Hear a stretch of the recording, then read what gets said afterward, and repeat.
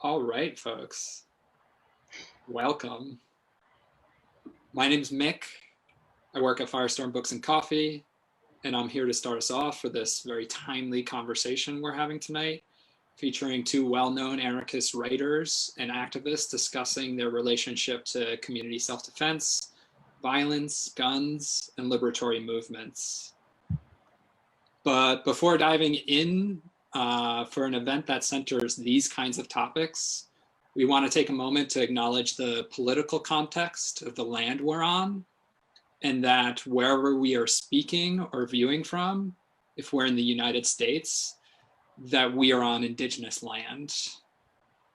For our context at Firestorm, we're on occupied Cherokee territory in Southern Appalachia and so-called Asheville, North Carolina.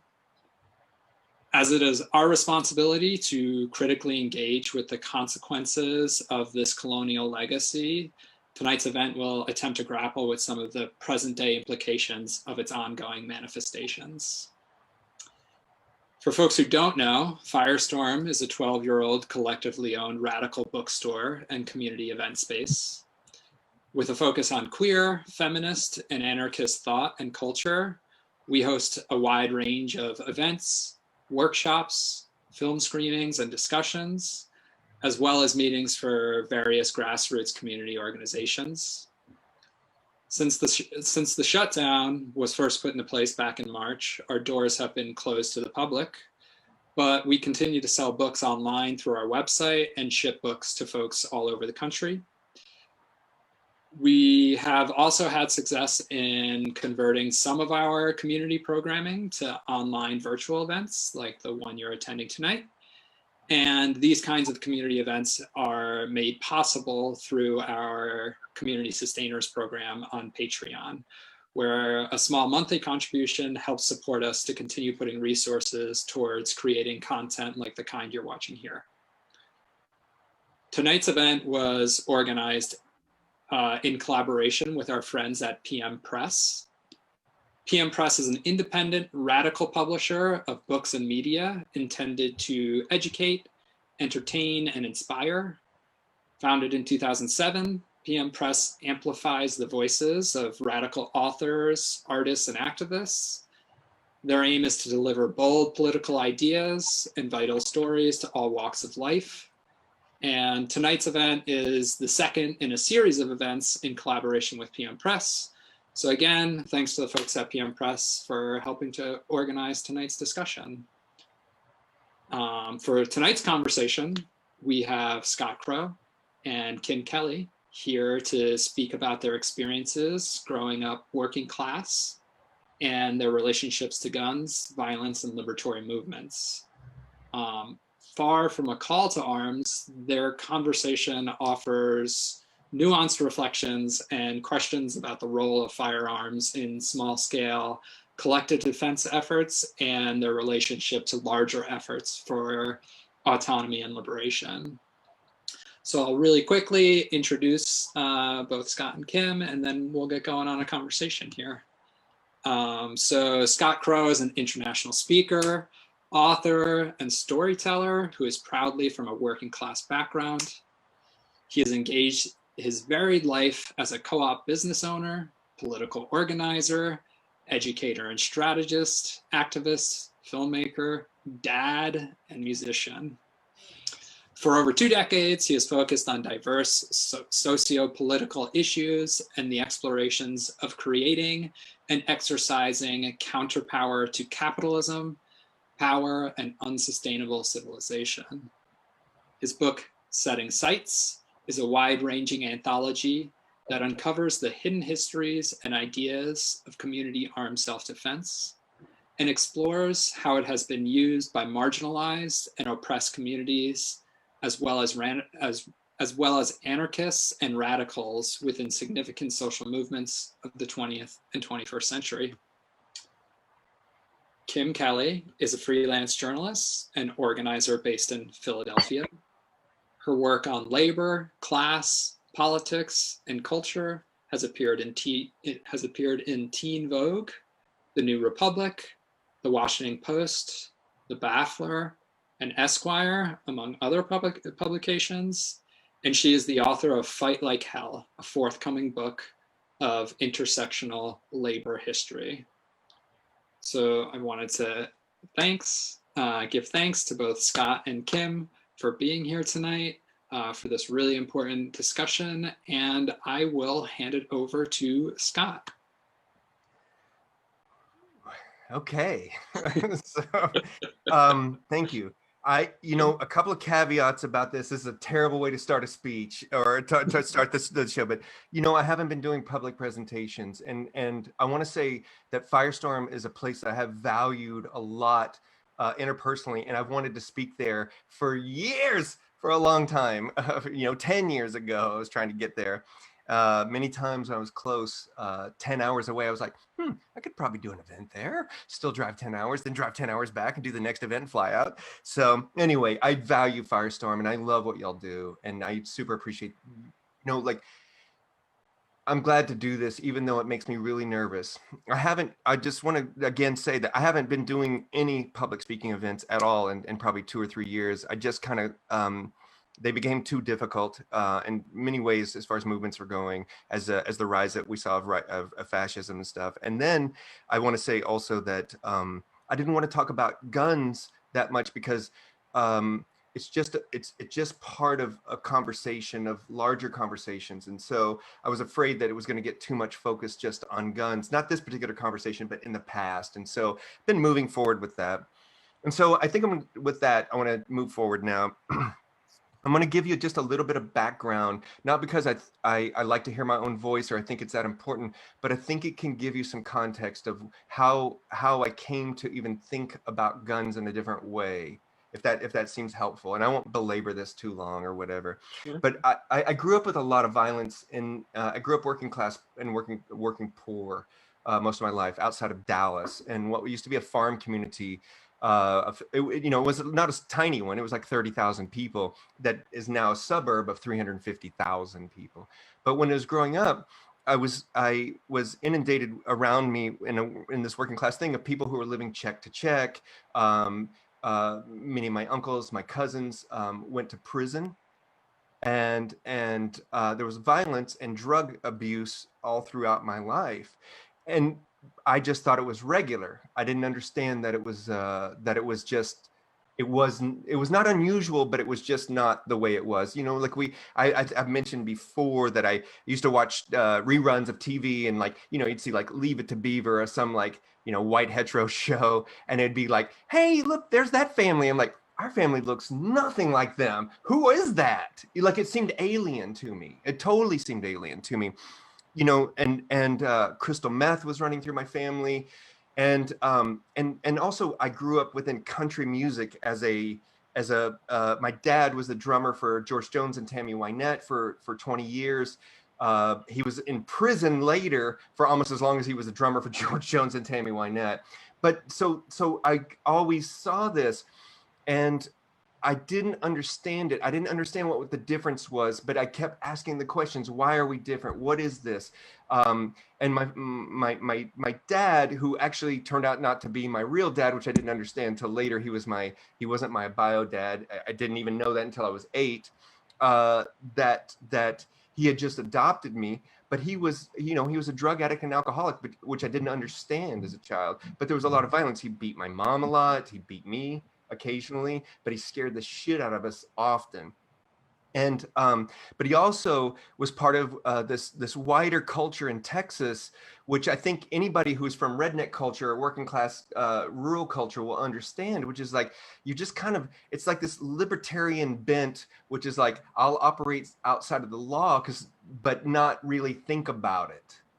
And it's and a friend of mine said just the other day, my dad he would drive down the road, and if he saw a deer, he would just shoot it, and then he would put it onto his truck and take it away. I'm like, oh yeah, that's the way it was back then. It was yep, you didn't worry about what it was, and I didn't think about it. Or if I was driving down the road with my dad and he was drinking and he handed me his beer because the police were pulling us over, and put it in my lap. As a child, I didn't understand that, I didn't have any idea that this was far outside of regular experience. This was my experience, So with that though, the final thing happened was that this person who was my father at that point, I got in a huge altercation. He had gotten an altercation with my mom, the kind of the final thing when I was about 13, and he almost murdered her. And I can't say it emphatically enough, but he had a 357 that we had shot, this revolver gun that we had shot many times. It scared me. He used to take me out shooting and stuff. But at one point when he was beating my mom for what would be the last time, and I didn't know that, I almost pulled the gun out and shot him with it. And he almost pulled the gun out and shot me with it. And this is a fight that's taking place on a bed with my mom screaming and all this, like we're all yelling. And then it all passed. Nobody shot each other, but we left and never went back. We left our clothes, we left everything and just never went back. So I had all this violence in my life. And the gun culture was just part of semi-rural living, or the thing of people that used to take care of themselves. And we can talk, well, you know, Kim will talk, and then we'll talk more about the working class part of that, like what that means, that semi-rural life and stuff. And so, but as I was moving forward, I carried all this internalized violence and like all these things of like, how do I be a good person? How do I do these things? And violence is bad. And so I rejected violence and adopted nonviolence, but not with any depth of any kind or any understanding. This is as a teenager, right? And so it kind of leads me forward, but I was against guns because of that. I was truly, truly against guns, and I was against, I thought we could reason our way and talk our way out of all of these things. And so I was like, there's got to be some other way.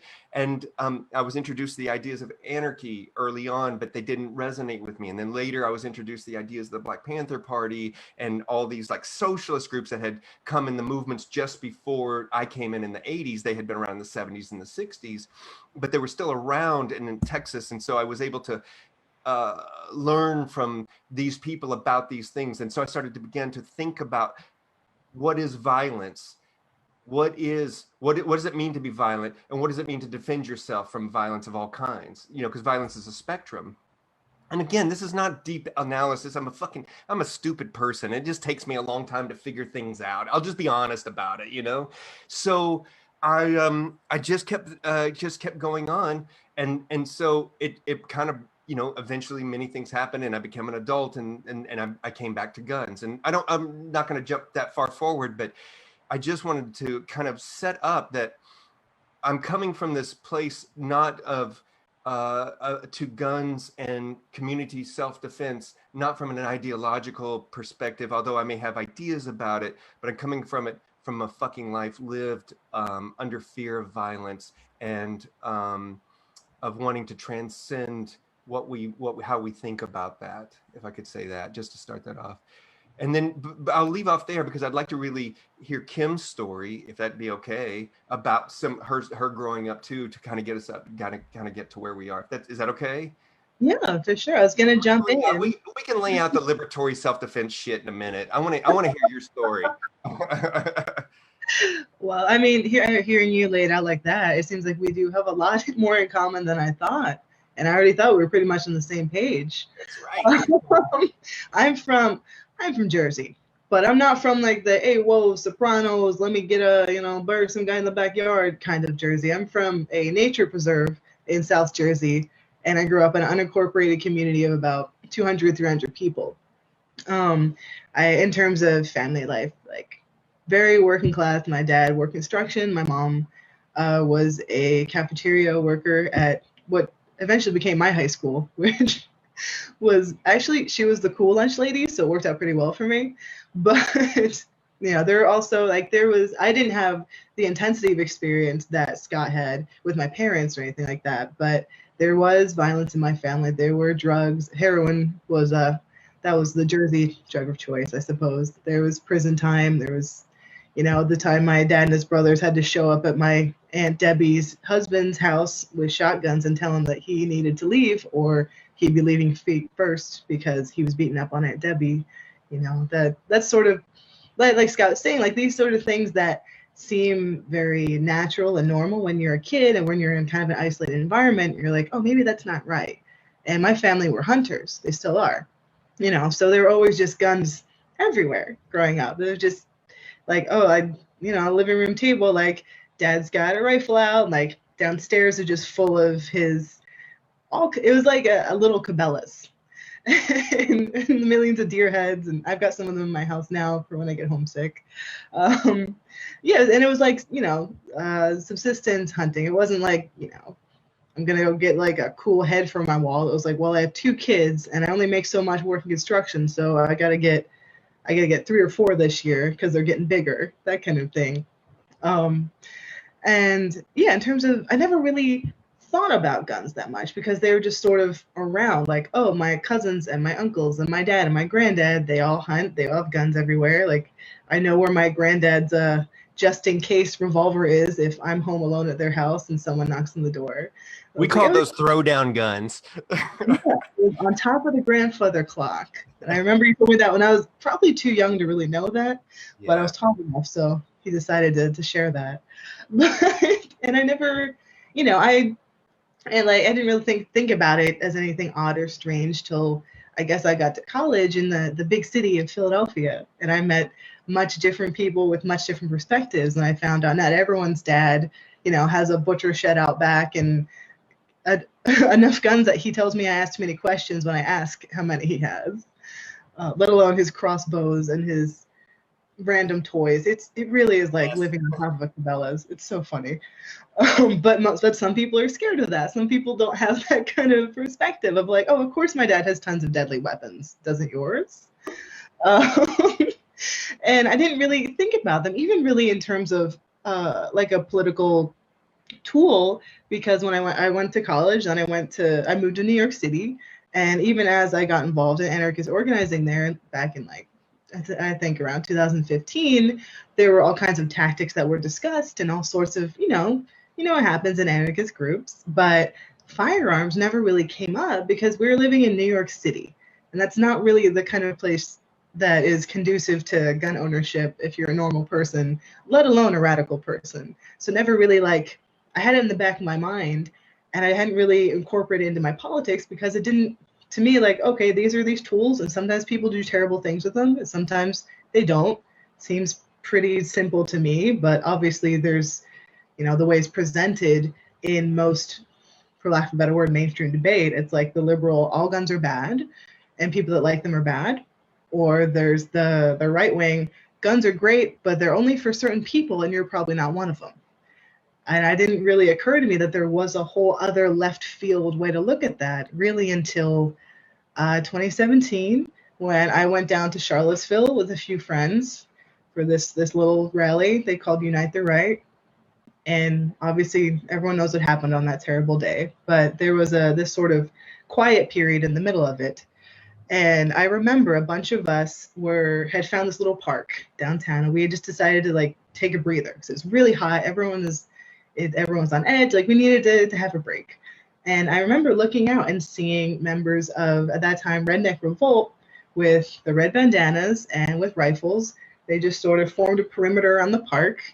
And then there was Nazis everywhere, marching the streets, yelling, doing, you've seen all the videos, what was going down. But there was this little oasis of safety in the middle of everything because our side had guns too. And there were very few things that fascists respect, and that kind of white man respects, but the one thing that they have to respect is the barrel of a gun. And seeing that, and then later experiences I had in Stone Mountain, Georgia. My partner and I went down there in 2019 because the Klan was supposed to kick off a big rally. They didn't show up because they're cowards, but I remember there was this sort of victory march through the town.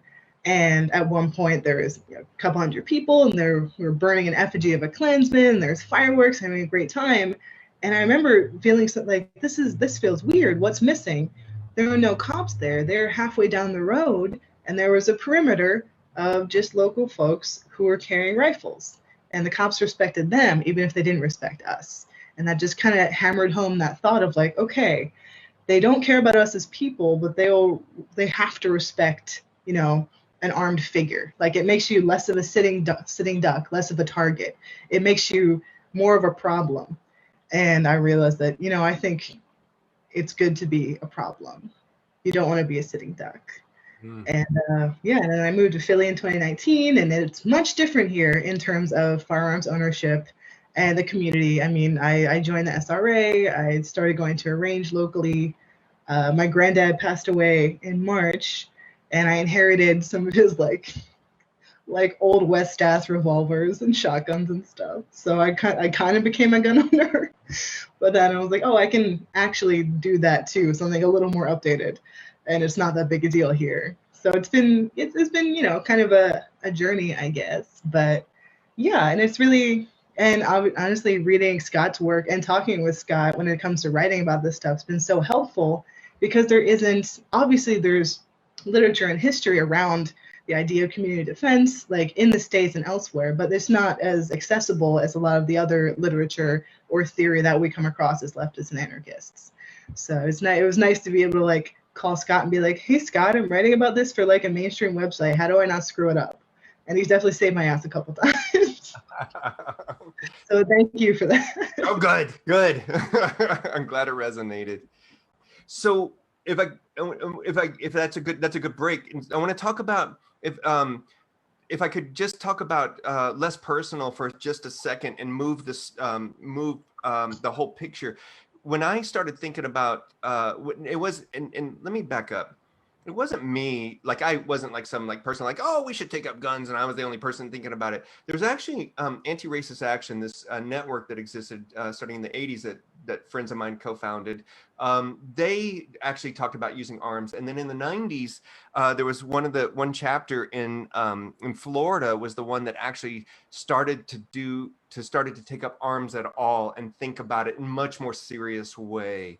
It was the Jacksonville ABCF. I don't even know where they are now. ABCF being the Anarchist Black Cross. Sorry. And so that was the first introduction. And so, but in the concept of it, when I was looking through literature, this is not when I was writing the book, but even in the 90s and then up into the mid 2000s, there wasn't much written about it, written about guns in the form of community self-defense, except with groups largely that wanted to use guns to ascend into power all the way. They were armed insurgencies that became, that wanted to seize power. And so it was interesting because I was like, there's got to be other ways to do this, even though I didn't understand it at all, because all we were doing was fighting Nazis with it. I didn't take any guns against Nazis, but we had guns to stop the Nazis from killing us back in the early 2000s. But the gun culture and thinking about it across the left, not even liberals, but even with anarchists and radicals, if you talked about guns, pretty much, unless there was like 2 or 3 people who would talk about it, you were like, you would have thought somebody dropped a turd in a punch bowl. Do you know what I mean? Like, it was like, what? What are you talking about? I'm like, well, I mean, is there a way to take up guns that makes sense? Because anti-fascist gun ownership at that point was tiny, and there literally was handfuls of us at the time, because there was 2 kinds of gun owners that were leftists. There's 3 kinds of gun owners that were leftists. There was liberals who were gun owners that we had no idea about. They were just people who were like, I gotta own a gun.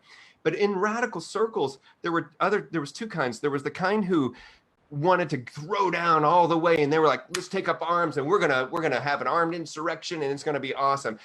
And then there was the people who were like, we're going to build a mass movement of guns. And I was like, neither one of those sound like reasonable ideas to me at that time.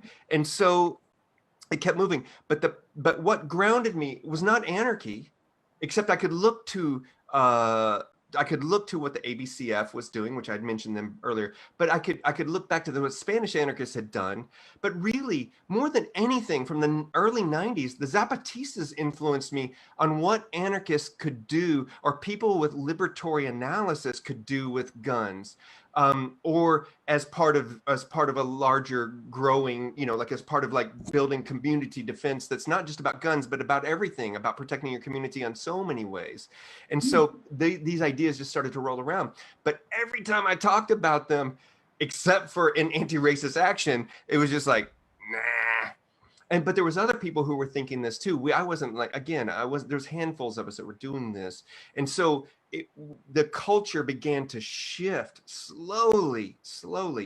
And there was some groups in Kansas City, the mutual aid groups that were also doing this, that began to think about these ideas. And we did a pamphlet in 2006 with the John Brown Gun Club, and that was the beginnings of the John Brown Gun Club, and then the beginnings of. But again, I didn't form them, but we informed the ideas because we all did this pamphlet together, talking about these ideas. And so one thing I'll say is that, so the conversation began to shift, but the biggest shift personally, and I think even as far as the way that the left and radicals and anarchists look at it, was Katrina. After Hurricane Katrina, and we saw what happened really, really, really after, because then, even though in our history, like what the Black Panthers did or what the Zapatistas have done or anybody, I'm not trying to conflate the importance. Their importance was incredibly important. And I and some other people did this very tiny thing that was just had these pieces to it after I had been building. And we took up arms against. Catalyst, though, and it showed people that it could be done. That it could be done again, like, because, like the Panthers and Zapatista, they had this sort of mythical status in a way in so many people's imaginations. But a couple people in New Orleans standing up for their neighbors, I think there's like an accessibility to that people maybe responded to. I agree with you. I think the same thing. Like, it just started to make sense. Like, well, could this thing make sense? And we began to move the conversation just a little bit more. And so after all the trauma of that and all the things that had happened, and I don't want to go into the details because people can read about it. But I began to move these ideas. But again, remember the conversation, even amongst the most people who consider themselves very radical, it was not there at all. It was still moving, but we began to move these pieces. And once the John Brown Gun Club formed, which I didn't form it, I just helped the ideas within it, that they began to really put it into some kind of form based on all of this, and it was tied to a liberatory mutual aid also. And so now, and that became the premise for really wanting to do the book, turning that pamphlet into this larger book. And so I began to really search for those stories and talk to the people who had done stuff that was amazing, that we just didn't know about, that was insurrectionary, that was anarchist, that was, even if they didn't call it so much. My dog's coming in. Hi. So that's kind of where that all came. That's like how it kind of got there. But we've been seeing the conversation move, which is the way culture shift happens. It's this inverted curve that kind of happens. Radical ideas start here and they begin to get accepted. And so now there's been almost, not an explosion, obviously, but there's been rapid growth over the past few years. I mean, we have the Socialist Rifle Association, who have thousands of members. We have a couple of John Brown gun clubs. We have the Huey P. Newton gun club, Sylvia Rivera gun club. It's definitely like a cultural and political phenomenon at this point, that people on the left, like of various tendencies, have formed gun clubs and community defense groups and gun education groups. And it sounds like that's a big leap from how it was in the early days. And what do you think? Yeah, I know we're talking about how, the Common Ground effort kind of, in a way, helped give some people permission to think about this. But what do you, I mean, I hate to ascribe anything to the Trump era because it's been such garbage, but a lot of these efforts did start. Like, I remember speaking to Duke, who founded the Puget Sound John Brown Gun Club, who I love very much. And he was saying that, I started this because I'm a Jewish man and I started seeing swastikas on the playground that my child goes to. And I feel like I need to do something. And I guess how much of a catalyst do you think these past 4 years have been for this movement? Do you think we would be here in terms of popularity if that hadn't happened? You're totally right, 175%. But let's also, like, just to contextualize too, as anarchists were also, so there's a couple of things that happened in the 2000s to now that are really pretty dramatic, that I think that are important to think about. You saw the rise of anarchist ideas, right? We broke with communists. We broke the left and said, communist parties and all that, Go fuck yourself. I'm not saying little c communism, but big communist parties who used to run everything, and socialist parties, big S socialist. I'm not saying that there's anything wrong with these ideas, but just when anybody wants to run the left. So we broke with them in 1999 at the Seattle World Trade Organization. That's when Anarchy broke, and that was the coming out party. So that's one big thing that started to happen. And we saw the last 20 years, we've seen the rise of anarchy in a way that has never been in the United States, except maybe the early 20th century. But I would even argue that it's further now. There, you know, when I came into anarchy in the 90s, there was only a handful of books in English that were written written after the 1960s. Now there's thousands of books and tens of thousands of things. So like, let's keep that. Yeah, exactly. Press PM press. But it's not yay PM, yay AK, yay little black cart, and every other one that I can't remember right now because I'm terrible. But the other thing to think about was that we also saw, which is much more disturbing, is the rise of right-wing protest, which started literally in Austin in 2003. And then the Tea Party and stuff like that. You started to see a new rising, hi baby, of, this is my puppy down here. So you started to see a new rising of right-wing street tactics again for the modern era. And so it was started to build, and the militia started to build. Because think about this, when I was doing anti-racist action across the United States and Canada in the early 2000s, their national rallies would have 100 people. You get all the hate groups together in one big old thing. Hell, throw some conspiracy theorist people in there and stuff. Fuck it, throw shit fucker Alex Jones in there too. They get 100 people at their national rallies. So that began to change. We began to see it, right? So the protest warriors and all these groups started to rise up. And then now we see these street tactics. They're adopting leftist street tactics and confrontations and stuff, even if they're fucking doing it totally different or whatever. It's not about that, but just they're in the streets and they weren't not doing them. And so that is a big factor. And of course, then a black president in the United States being elected just fucking drove it into hyperdrive, because the militias in the 90s were big, but they were not like they were, like you were saying, now. And then it just kicked off in 2016. That was it. That was just like the permission parade for everybody to be a fucking white supremacist, nationalist, fuck-faced shit fucker. I was like, go fuck yourself. I liked it when you were under the rocks. Yeah. We got to put them back there. Yeah, but exactly. They're like underfoot, and they're in government. Like, it's gotten. Yeah. I mean, they were always in government, right? There, right, but now there's like QAnon freaks that are going to be in Congress. Like, that's like a whole new extremely 2020 conspiracy that we have to deal with. Yeah. So, like you and I were saying when we were chatting before the webinar, you know, you were kind of talking about this idea that the right sees itself as being part of a civil war. Like, they're already in the midst of it. And we on the left are kind of trying to figure out how to react to that still. Because there are some people who are showing up and doing this kind of defense at rallies and such. But I mean, we saw what happened in Portland with, you know, the extrajudicial killing of Mike. I don't think I can pronounce the last name properly. Ronstall, you know, the guy. Yeah. I mean, I'm going to go one step further. There's a guy in Austin who was murdered, completely assassinated, literally in the streets, and I don't even know his name. And that was a horrendous thing. And he was never even charged with it. Guy just shot him in the street at the protest, and it was like a right-wing guy, totally no charges. And the fact that you're looking surprised, it means it never made national media. And I guess the question is, what do we, you know, what do we do about this? Well, since we are in this guns are a tricky thing, right?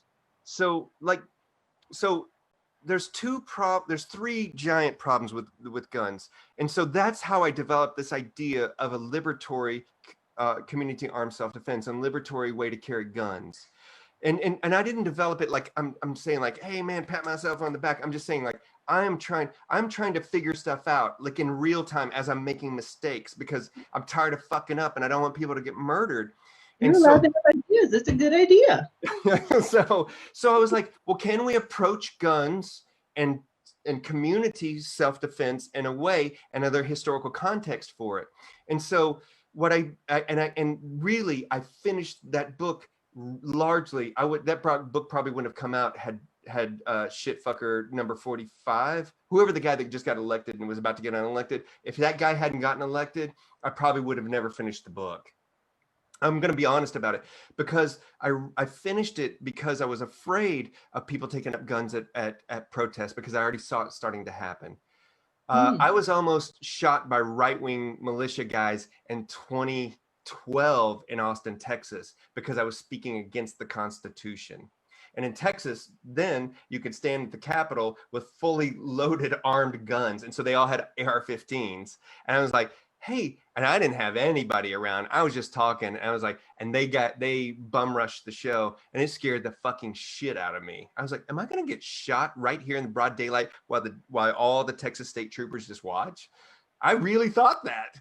So while the Alex Jones guys were trying to attack me. So anyway, but I began to think that, is there a liberatory approach to this? Because how do we keep from falling into the same traps of previous left groups, right-wing groups, libertarian, big L libertarian groups, where you began to focus on guns as the power equalizer, when it's not really true at all? They are just one power equalizer. And I'll give an example. Just under COVID here, when COVID first started to hit, I started getting calls from all over the world going like, should I take up guns? Should I be stockpiling guns? I'm like, why in the fuck would you be doing that? Why would you think about guns as the first thing? I was like, how about your neighbors? Are you talking to them? What are you guys doing? What are you guys doing? If you think the apocalypse is coming, why do you just think that you're going to have guns and like stockpile in your house? And then what are you going to do? So there's things like this that people default to that are challenging. And even things that everything that you have named is true, that it's changing, but it's still leftists carrying guns in the United States at this point, or people with, I don't even want to say leftists, because I don't think that's right. I think it's actually people with a collective, more of a collective liberatory analysis are carrying guns for whatever reason they understand it as. And that, how do we keep from falling into the pitfalls of that? And so that was the premise of all of the book, and trying to find histories that showed that, and showing that people who actually took up arms and actually fucking shot police and did all the things that we try to give heroics to, have suffered for 40 years from it. You know, Ashanti Alston, who was part of the Black Liberation Army, who's in the book, I mean, he's an amazing and wonderful person, but he bombed police stations. He may or may not have taken other people's lives after people in the Black Panther Party were murdered. But the Black Liberation Army did a lot of things, and he has carried that for the next 60 years of his life. He's carried that, and he wrote about it, like how taking up the gun has all these implications. And so I put the book out because I thought it was important to think about it. One, can we build this? Two, is it worth building a liberatory analysis around this? And three, is it practical? Can we really do this? And I don't know what the fucking answers are, but that's kind of the premise of what it is. And I don't think taking guns to protest is going to be it. And we can talk about that more. Yeah, I mean, I was rereading the whole theory section of the book last night, and there was so much that was written by you and other authors about the idea that the gun is just one tool. There are so many other things you need to do, and you need to be very careful with this gun to make sure you're not replicating, you know, toxic systems of patriarchy and white supremacy and toxic masculinity and this sort of hero complex that some people get when they're around a firearm, and saying that, you know, you need, if you're going to form these small groups for this purpose, you need to be rotating and have the person who performs childcare and the person who cooks have the exact same equal standing as the person who carries a firearm, because you're trying to build a community and a network, not a lefty militia, which is something that happens to every gun club that I speak with. Whenever they get any media attention, it's immediately like, oh, it's a leftist militia. It's like, well, no, their words mean things. And there are broad differences between a community defense group and a militia. But I mean, actually, since maybe not everybody watching knows the nitty gritty of these definitions, what is the difference between a leftist project who take up arms for community defense and a militia as we see them in the States? Sure. Militias are generally paralegal extensions of the state, of power with a capital P. It's often militias, not always, and militia is not always negative, because there are left-wing militias that have existed, and I think it's important to think about that. It just means that you're an irregular army outside of state structures or power structures, and in and of itself that is not problematic. But the way that is often enacted in leftist culture, and definitely in the larger mainstream and right-wing culture, is that the guns are the thing. The militias that we see in the United States, they just take up arms to protect their community. They use the same language, but they don't do a goddamn thing else out. They're not feeding the people. They're not trying to figure out how to raise food. They're not trying to do childcare. They're not trying to do anything. I'm like, so you're just going to have an armed society and the rest of the people just have to fend for themselves? That's not liberatory. That is a militia. But then I want to say, is there a way to take up these arms? Which is what you're saying also, like, is there a way to take up arms where we're part of this larger liberatory thing? We still have the militia, but it's more like the Zapatistas. It's very accountable to the communities to which you are part of, not just the defense work, but everything. And that, I don't mean accountable like you're just going to have a fucking meeting and people are going to call you out on some shit. I'm like, you are accountable because you're a fucking deadly weapon that can kill people. And you don't have any more power than the people who are doing childcare. That is fucking real. That's not even like my opinion on it. Because without the childcare, without taking out the garbage, without all of those things, you have fucking nothing. That's what I'm going to tell you. And it's not and that's why, again, why I don't think posturing at fucking protests, I'm sorry, I don't mean to sound so emphatic about it, but taking up arms and standing at a protest as an irregular militia against a much more organized irregular militia is not suicide, but it doesn't do anything in most contexts. Charlottesville is a rare example. Portland, Seattle, at different times, rare examples. But every protest, no, it's not. That's not what a liberatory defense looks like. That looks like posturing. That looks like all the machismo that you were talking about. That looks like trying to say, we're tough. Yeah, look how tough we are. We got guns too. I'm like, fuck you. I mean, that's the thing. That's what the right way. I'm not ridiculing anybody, because I understand that people are doing it because they fucking want to do something. And I understand that. So I don't want to sound like I'm ridiculing it, but I want people to think about it. Sorry about that. Sorry, I just wanted to say that. I think you have to think about it as a yes end, right? Like, if all you do is show up with a rifle and like I'm here, like, okay, good job. But if you're doing that and then you're also involved in mutual aid or in other community work, if you were asked and invited to be there, I think that's a very specific aspect too. Like, if people want you to be there and asked you to be there and do that specific job, then that's where you should be. But just being like, well, I heard there's a protest downtown, I guess I'll just, grab my AR and see what's up. Like, but that's what people are doing, and that's the problem. I'm like, don't just grab your AR and show up. Because you know what? It's not helpful to me or any other liberatory movement, especially POC or fucking communities that are under attack. It's not helping them. It's like being a vampire. You should be invited. Like, you can just show up and, cause a bloody mess. Well, I mean, like you mentioned just in talking earlier about Huey Newton Gun Club. I mean, I have a great relationship with them. I worked with those people way before they ever did that. For over 20 years, I've worked with those people. It's not, we have informed each other's conversations about this for a long time. And I think that that's far more important and they don't show up at protests with guns over and over again. They show up in their communities with guns when it's necessary. And that's something, actually, one of the biggest questions that I get whenever I write a gun piece, which is whenever I can get it past an editor, one of the biggest questions that I get that I think is one of the most difficult and interesting to answer is, someone will be like, Kim, like, I'm a Black person, I'm a Black man, and can you in good conscience tell me that I should take up arms and I should be armed when Black people who look like me are being gunned down every day by the state just for breathing or sleeping or existing in the world? And I want to, like, I have my own answer, I suppose, but I want to see what you think, because you've worked with specifically Black liberation groups, and just because you're you. Like, what is your answer there? I don't know. Like, to the regular person that is just thinking about it, if you're like, say if you're a community organizer, like say you consider yourself that, and you're feeding people in your community, or you're protesting whatever the things that you are, that doesn't necessarily mean that it needs to translate to guns. There's two kinds of barricades. right? There's the barricade that we build all the time, which is like, hey, we're going to take this street for about a half a minute, and then the state has the power because they're all around us. And then there's the real barricades, which is like they built in Spain and multiple cities where they said, this is our fucking neighborhood. This is our area. You're not taking this. I don't mean like chop, just like in a block or 2 blocks. I'm talking about whole areas. We are not building those yet.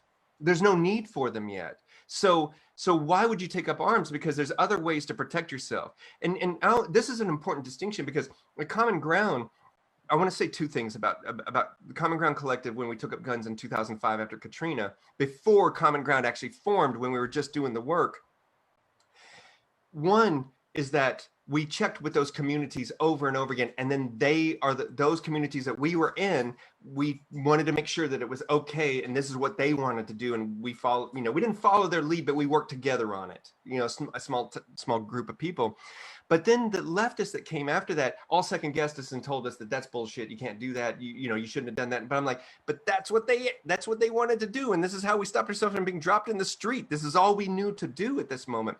But one of the things that I learned from the Zapatistas, and this is so important, is that once we took up arms in that small little scale that we did, we gave, but we did it for protection, not me particularly, the communities that we were in, we were trying to protect each other.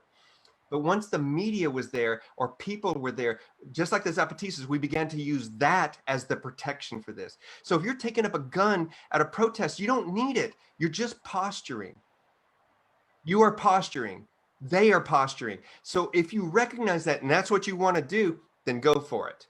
But if you're at a protest and it's really about defense of a community, then you need to ask yourself, what does that look like? And does that really involve guns? And so, like, to the hypothetical person that you're talking about in their community, maybe that doesn't mean it's about guns. Maybe they have enough media protection. Maybe they have enough civil society protection that keeps that from happening at this stage in our lives right now. Even as the right wing thinks that they're in a the extreme think that they're in a right wing civil war. And I brought up this question when I went out to Seattle last year before, and hung out with the Puget Sound John Brown Gun Club for a while to do a piece on them. And I raised that question with them too, because they're not entirely, obviously, but they're a majority white organization. And I asked a couple of them, that, like, how does that work? What is the politics behind that? And 2 of them, Duke, the guy who started it, told me, look, basically, just at a first glance, I look just like those right-wing chuds. Like, I'm a portly white guy with a beard. Like, cops are not going to fuck with me. And then another person who was, she described herself as a middle-aged soccer mom. She was like, well, I have all this Karen privilege. I can go up and interact with a police officer in a way that no one else in this group can. And we have this cushion of privilege that we feel like we need to utilize and, in a way, weaponize, not in a white savior kind of way, because that's bullshit, but in a way where we just look at the tools we have available and figure out how we can use them to protect the community best. And I think that was something that, from what I understand, was a big part of the Redneck Revolt ethos, right? Like, white folks standing up and using what they have to be useful to people who don't have that. And I know the organization maybe isn't what it was now. Like, it's not what it was in 2017. I think it was complicated, but I think that was a really valuable way to look at it, especially because gun culture itself is so white and right-wing. And, well, we've all been to most of us have probably been to a gun shop and just looked around and been like, oh, I don't belong here at all. As a white guy at a gun show, I don't even feel like that. I'm like, oh man, they can smell it. A person did actually ask in the questions, what is some advice you might have for leftists looking to find a non-right-wing local gun store or range? Good luck. That's what I was. Yeah, this face you made, that's exactly. I'm like, wow, good luck with that one. Literally, we just have to hide ourselves. In that if there are public lands where you can go shooting with some friends, that's good. In Texas, there are no public lands. Definitely not a Jersey thing. Yeah, totally. Everywhere else is not Texas. It's like, we own this land. We took it. It's ours. Get away. Took this land. I do know there are a few efforts that I'm really inspired by in Portland, here in Philly, and one in I think the DC, Virginia zone of people who are on the left who are like on our team who are getting FFLs or setting up their own gun stores and their own infrastructure so that we don't have. I mean, the firearms industry is riddled with chuds already, Sure. but trying to cut out as many of that as possible and make it easier for people to acquire firearms without having to hand money to some dick in a Blue Lives Matter hat. So I think that's something, hopefully we see more of that because we need to build our own infrastructure because, there's only so many ways you can consume ethical capitalism, but True. it feels real bad to give $600 to some guy who would otherwise shoot you dead. But here's the complication with I mean, I agree with you 100%. Actually, I don't know if I agree with you. I don't know if we need to set up, I think we do on one hand. I think it's a true and untrue at the same time. Like we need to set that up, but is more guns the answer? I'm not against guns, but I'm like, is more guns or more guns in the hands of us the answer? I don't know if that's true because there's always unintended outcomes, consequences. Responsible hands, I think. Say it again. Say the words. If you're in hands that are educated and are plugged in, like if they're coming from the liberatory perspective, I mean, I understand why people are buying more of them. I mean, there's been this massive run on guns in the past year or so, past 4 years. But here's the truth. Like you grew up working class. You grew up semi-rural too. It's like everybody who might be at a gun shop or subscribe to that gun shop they're not necessarily a white supremacist Nazi.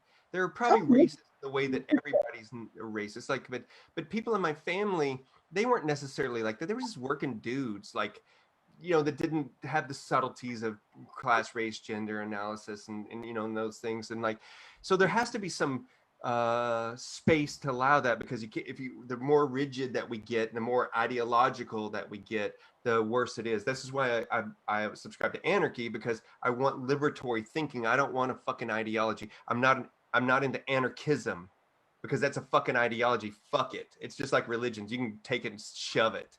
I'm talking about, I want ideas. And so sometimes that's working with people outside of yourself. Like, listen, when in Katrina, I'm just using this because it's such a hook example, but like people use the N-word over and over. White people were using it over and over. Actually, black people were using it too, but white people were using it in a derogatory way. But then they would turn around and give people their last bottle of water, even though they just said this over and over again. This didn't happen one time or two times, repeatedly.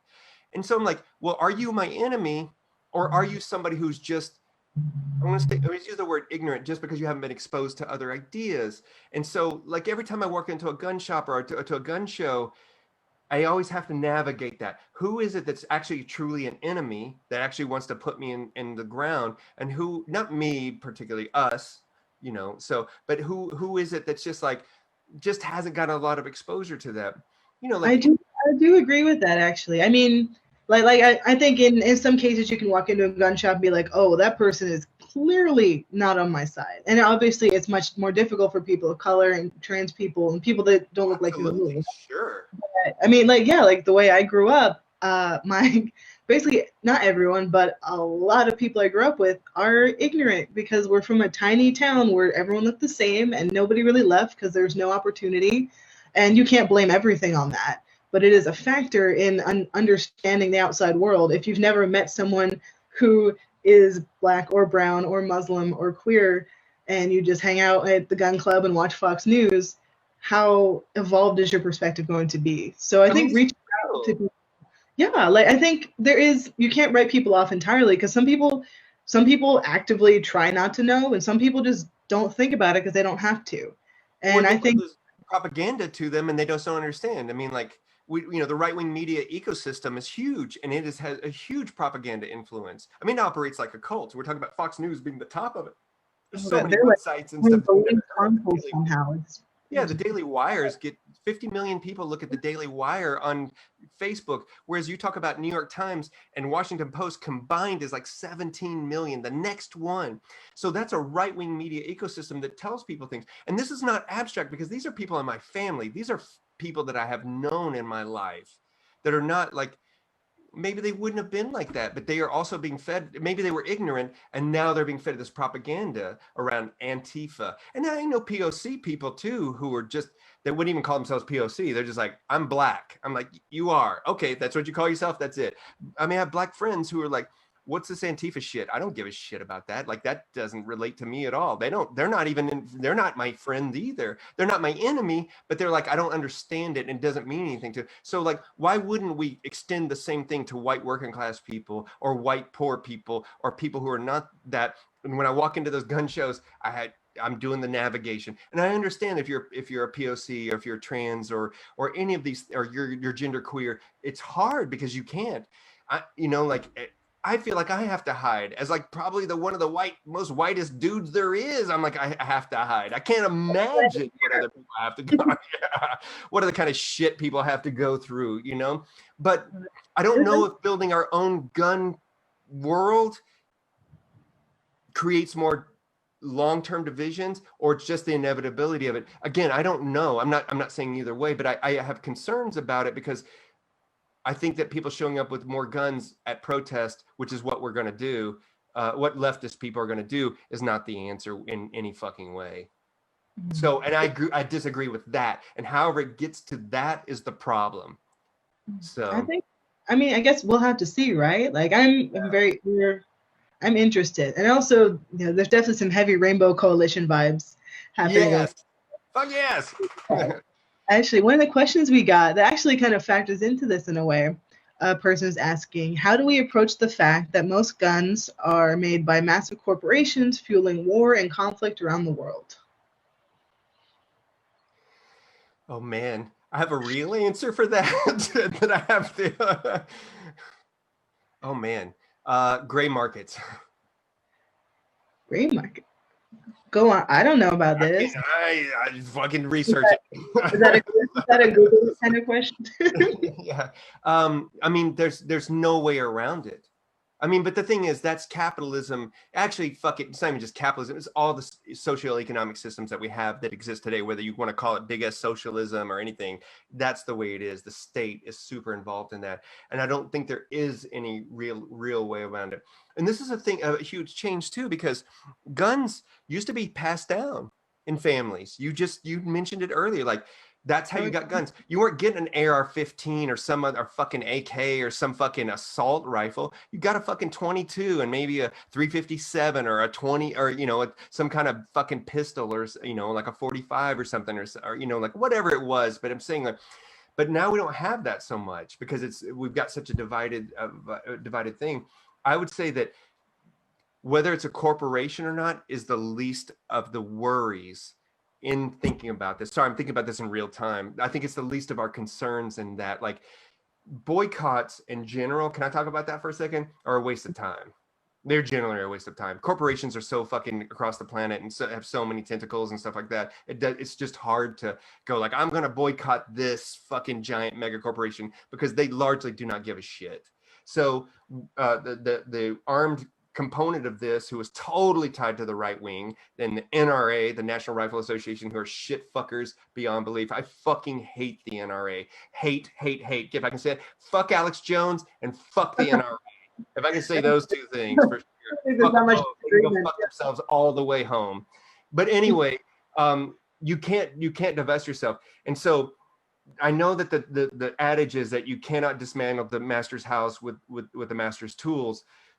Well, that only fucking works to a certain degree. There's sometimes a tool is a tool, a shovel's a shovel's a shovel, a gun's a gun. How you got it is up to you. And I'm not calling for anybody to do anything, or I'm not saying that, at all, but I'm like, but you just have to figure it out. But I can tell you, could I say just really quickly, when I tried to buy a gun as an anarchist, I was already I wasn't even, like, I hadn't even written books yet. But when I tried to start buying a gun, and when I had finally come to armed self-defense through anti-racist action in 2002 and 2003, I went to go buy a gun 5 times. Never had domestic violence, never had violence. All the 5 questions they asked, never had any of them. But what happened is I would get turned down every time. Out of 24, like some that should have been like an instant background check, and they said, yes, it's totally fine. I got turned down. And then And to find out, as I went to each place, was the FBI showed up within 20 minutes after I had tried to buy the gun. They flagged it, and then they visited the person every time. This is at multiple gun shows and at gun shops and all across Texas, trying to buy the same fucking gun over and over again. And it was interesting because one guy told me by accident that happened. Well, that doesn't happen if you're a right-wing chud. Never happens. It would never happen to a right-wing chud. It would never happen to anybody like that. That's true. That is, yeah. It's not really fair, but no, it's not fair. But it just shows, like, as we know that the state leans more towards right-wing, even though there's like supposedly centrist and stuff like that, as far as that stuff goes. And so I think it's important to know that about things. Like, we will never ever create the media ecosystems probably, or the cultural support around guns the way the right wing has, because we don't have an NRA, National Rifle Association, that is beating the drums, that's raising millions and millions and millions of dollars as a front advocacy organization that was just a front for corporate interest, corporate gun interest and ammo. Inflation either. I mean, the birth of modern gun control goes back to the Black Panthers and Ronald Reagan being afraid of, Black militants who were exercising their right to show up armed. And that's how we got the Alford Act, and that's been the course of gun control this entire time, is to take firearms out of the hands of Black people, working class people, anybody that the government does not see as being on their side. That's the truth. It's the total truth. And fuck Ronald Reagan too, if I could just mention that while I'm on that list. Fuck that dude all the fucking way. Oh my God. There's a question from a person here, and then Mike wanted to read one. So moving right along. A person named Tanny said, this is good. I just moved into a new neighborhood that has an annual night out to deter crime, and one of those safe officers people are encouraged to call for suspicious people or nuisances. How can we best communicate to our neighbors the idea of community self-defense without reproducing or supporting the terrible crime prevention approaches of most pig departments and homeowner associations? You have to live in that area for a long time. You can't fucking live there for 6 months and decide that you know what's best. And if you're really, really interested in it, you begin to have community meetings about it. Not your meeting that you want to lead and you want to fucking push your idea. But you began to go like, hey, these are issues. Or when somebody else has called a meeting, you began to go like, hey, we see that we call the police for all these things and things are not working out so well, right? We do welfare checks. This is real. I'm going to give you an example. A friend of mine just died in a tragic fire. My collaborator. Was horrifying. I haven't called the police in 25 years. I just haven't ever called the police. I just don't call them, because even on things like welfare checks, they will murder people or hurt people or harm them or go to the wrong place. And so I did not want anything to happen to a friend of mine. I didn't know where he lived, but I was worried this person was dead. And so I called the police in California to go find him. And of course he had burned up in a fire and I just didn't know it. And it was horrifying. But really, you have to meet people where they're at. And here's the thing, what I say a lot is that a lot of times we're talking about these ideas in abstracts for many people because it's so far outside their experience. You're a college student, or maybe you work at a middle-class job or whatever. It's an abstract. But when it becomes real, you begin to figure it out on a scale that you had not thought about. You're like, I'm going to think about this right now and we're going to figure this out because we have to, right? Well, what I'm hoping that people would do, like in the question, is that they begin to get with their neighbors and have long-term investment with them and ask these questions, not with an agenda. Lead by obeying, lead by asking. It doesn't mean that every person of color or every marginalized person in the world knows the truth or the answer, or that you should follow them blindly. That is different. That is not right either.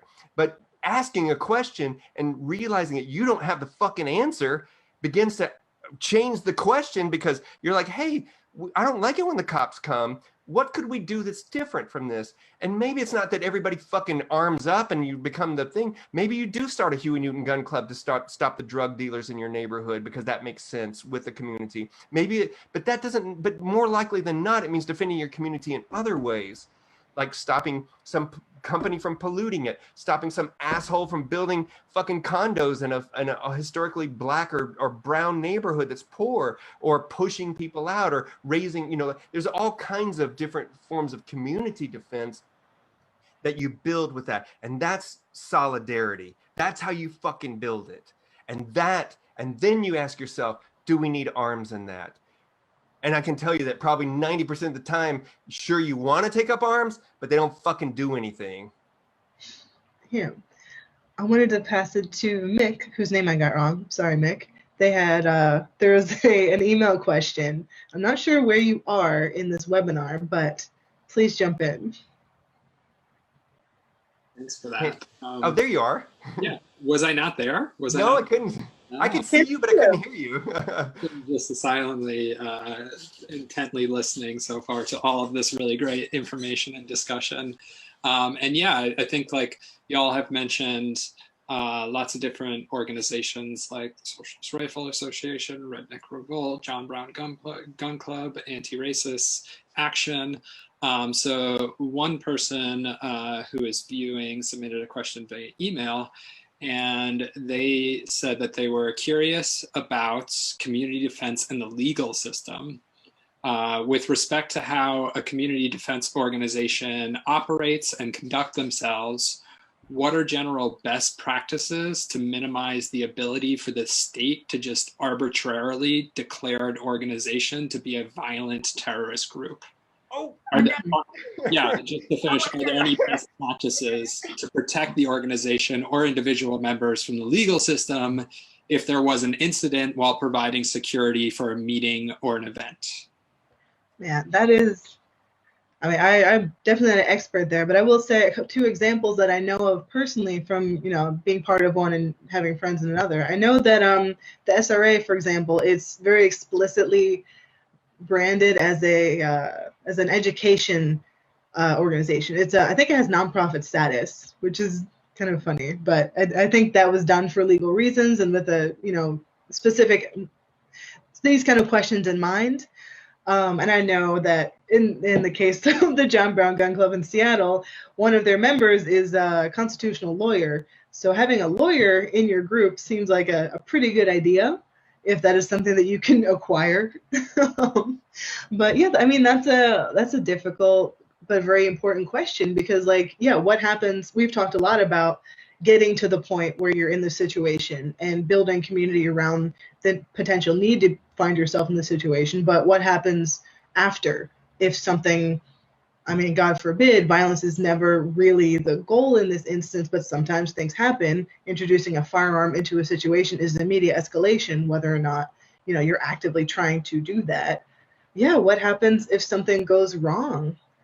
I feel like maybe Scott would have more insight into that one. Oh, way to do that. Oh my gosh. Man, that's a very serious question. And not to reiterate what you said, having legal representation in that way, definitely go. Make sure you have it. When I was under attack for terrorism, largely related to armed self-defense and arson and a few other things that were all interrelated under terrorism, which I walked away from. I want you to know, after 10 years, free and clear. Fuck you, FBI. They well, I mean, fucking, they were just targeting me. Anyway, that's the whole fucking side thing. But I had to lawyer up around the gun stuff, because that's how I found out that the FBI had been showing up. No, first somebody told me, but then I got the documents later to show that it was a pattern of thing, and that the state had listed me as armed and dangerous, and that if other law enforcement pulled me over, not to fucking arrest me, but to call the FBI and do not escalate the situation. This is what my fucking document said over and over again. You would think I was murdering babies or something, or eating babies or something.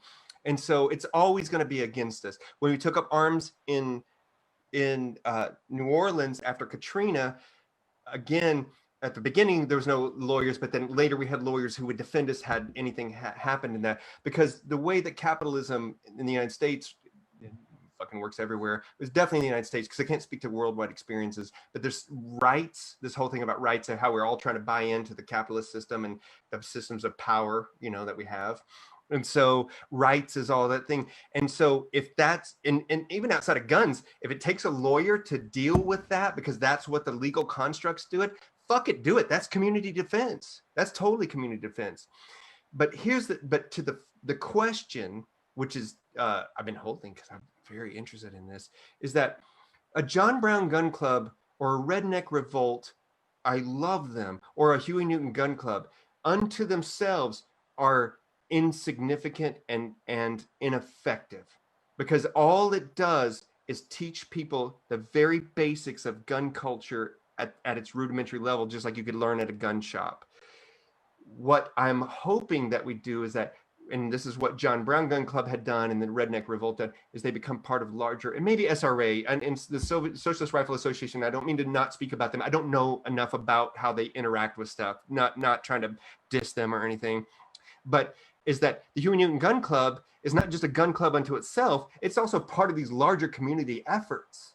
Again, this liberatory approach to it, and that any gun club is only in of that. Just like if you join a gardening club, if you learn to garden, that's all you're going to learn. I'm like, how does that help a community? Well, it has food security, but if you just garden, if you just learn to garden, and that it's not part of any of this, like this other framework of building things, then that's all you got. You're like, I learned how to garden. You know what I mean? So you just like, I learned how to shoot guns. I learned what different kind of guns there are. I learned different kinds of ammo. I learned what a safety is on a gun. Like that's good. Like we need to have familiarity with that, because it's important to demystify guns and to keep them from becoming this heroic. And I would say heroic being macho and stuff, like this thing that Che Guevara and all these fucking heroes did, you know, like, again, you know what I'm saying. I don't want to perpetuate that stuff. Fuck that stuff. So if you have a gun club and you want to be a part of these things, join in with other organizations, not to tell them how you're going to fucking put guns on top of that, but how you're going to integrate, how you think that this community defense of all these different tools. See how this is fingers. This is a lot of fingers. It's guns. It's like legalization. It's like food security. All these things relate together. And so like, let's put them together. And then you begin to build the liberatory part of gun culture. Again, it's part of that. I do know that a bunch of these groups do. I think they recognize that, and I think a lot of them. I'm not kicking anybody, please. Oh, if I'm kicking them, fucking tell me to shut the fuck up. Research this stuff for my job, my weird job that I have, and I do know that a lot of them focus really heavily on community involvement and mutual aid. Yes. And I think that's exactly what you're talking about, showing that we're not just those people that show up like Ghostbusters, except we have, you know, sidearms if you need us. Afraid of no right wing. Like, you're gonna go get a primer with your AR. But yeah, that's a really important piece of the puzzle. Like, nobody wants anti-fascist cops, right? Like, we don't want any cops, but we certainly don't want to replicate these systems the way that you mentioned. There was one person asked a question that was interesting. There's two. I don't know if we have time. There was a person that asked a little while ago. This is a question that I'm really interested in, actually.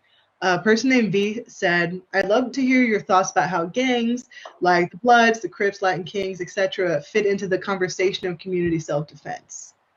Goddamn right. Yes. That's exactly how they fit into it. Because those communities are under attack for such a long time that we don't understand. Gangster culture, I mean, listen, I'm not the first white guy to say this, but Dead Prez said it earlier, like, and actually the Panther said there's a fine line between revolutionary and gangster. There's definitely a fine line.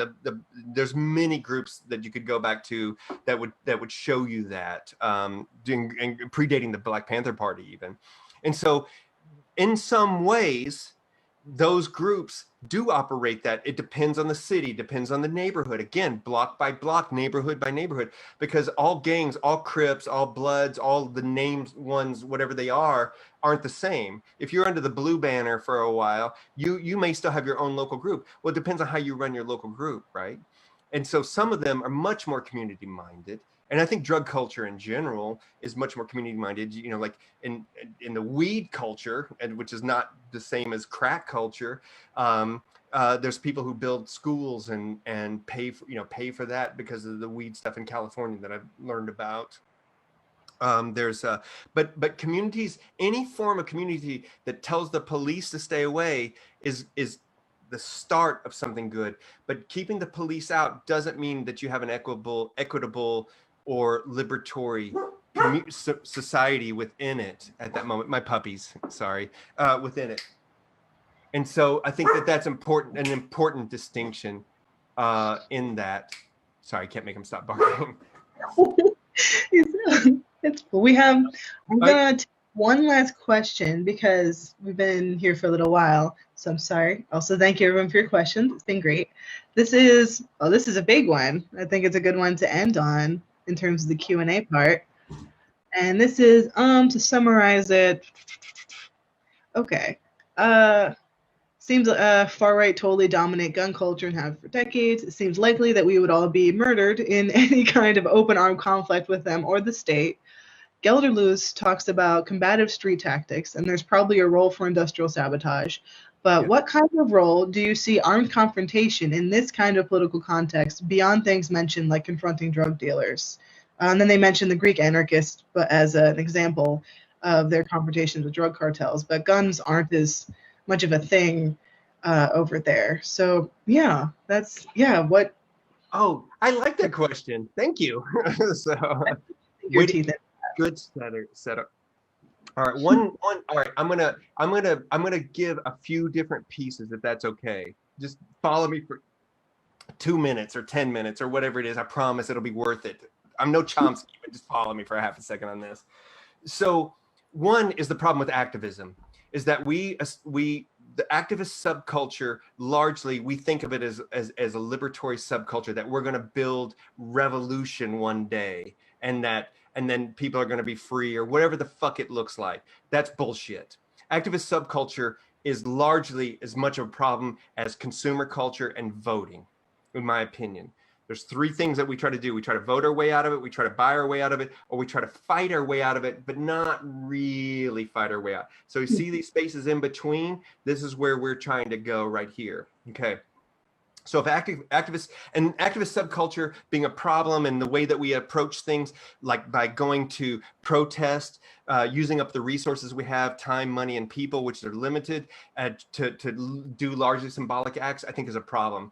And let me just fucking go on for one half a second. So an example of that is showing up at protests with guns. So if the right wing has been showing up with guns for years, like in the last decade, and then you have us now showing up posturing largely with guns. Again, this is not like CHOP and different like things where they're trying to create autonomy, but like where we're just showing up at protests, just general protest, and largely it's just symbolic, not Charlottesville. There are examples and exceptions along the way to all of this. So just understand, I want to be really clear about that. I'm not trying to denigrate anybody or knock anybody down, except for maybe the Red Guards. I'd fucking knock them down. Fuck them too. So we have this container of activism that now we are taking up arms within. And so what I'm saying is take the container, bust the container out and say that arms are this. So is it more important to show up at a protest with guns, or is it more important to build capacity that nobody knows about? Now the government's going to hate that, but that is the nature of what we did largely in anti-racist action, is we built capacity. We didn't show up at fucking protests with guns because it was stupid, but we always had guns at the protests. Not all the protests, but the ones where we thought that we might get shot at or that we might be injured at. We always had people that were waiting, that were not in the protest, who were just there to do it. That's strategic. That's totally different. The activist container also confuses things like I mentioned earlier. You build a barricade to say this is our street, but it's not really your street if power is all around you all the way and the police are there. That's not your street. That's just your fucking piece of the concrete that you're borrowing for that afternoon. But when we begin to build barricades that say, this is our fucking street, my neighborhood, my fucking block, block after block after block, those barricades look differently. So that's another container in this. And so if you take those if you take those pieces, oh man, I totally forgot the goddamn question. Shit, I'm so bad at this. So I'm no Chomsky. I can't fucking hold on to stuff. And I haven't even smoked the weed or anything. It's like, so, but I'm saying that what I'm calling for is that when you're building capacity, if you're going to build capacity for guns and you see them as part of that, the thing that you don't want to do is fucking, oh man, I'm going to say this in the meanest way, swing your fucking dick, because you're a fucking piece of shit fucker if you do. I can't say it any nicer, because it's just wrapped up in patriarchy and machismo and sexism and all the things, because you have to show how much power you have. We don't need that, because here's the third piece, which is disasters, which I always come to. Disasters reveal the failures of capitalism and the state like nobody's business. And disasters are not always ecological, they're economic, they're political, which is what we just had, they're cultural, social, there's all kinds of disasters. War is a disaster. And so if you're thinking about defending your community, and if you think that guns are the only way to defend your community, I would imagine that it's a lack of imagination on your part on what you can do to build capacity. Again, that said, depending on the community that you're in, again, I'm only talking the United States. I'm not talking about the Zapatistas. There's no babies dying here. There's nobody starving to death in the United States. Let's be real about it. There's poverty and there's fucking inequality. But the people who are starving to death, it's not like the Zapatistas where your baby dies from diarrhea over and over again. There's like communities are dying, and so you have to do something like it. We are not even close to that kind of stuff. We're talking about, but could it get towards that? Sure, maybe, but disasters will reveal that.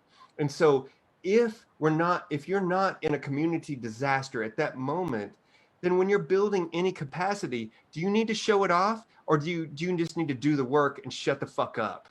That's what I would ask you. I think doing the work and shutting the fuck up is a very good advice for pretty much anyone who wants to accomplish anything. You know? Agreed.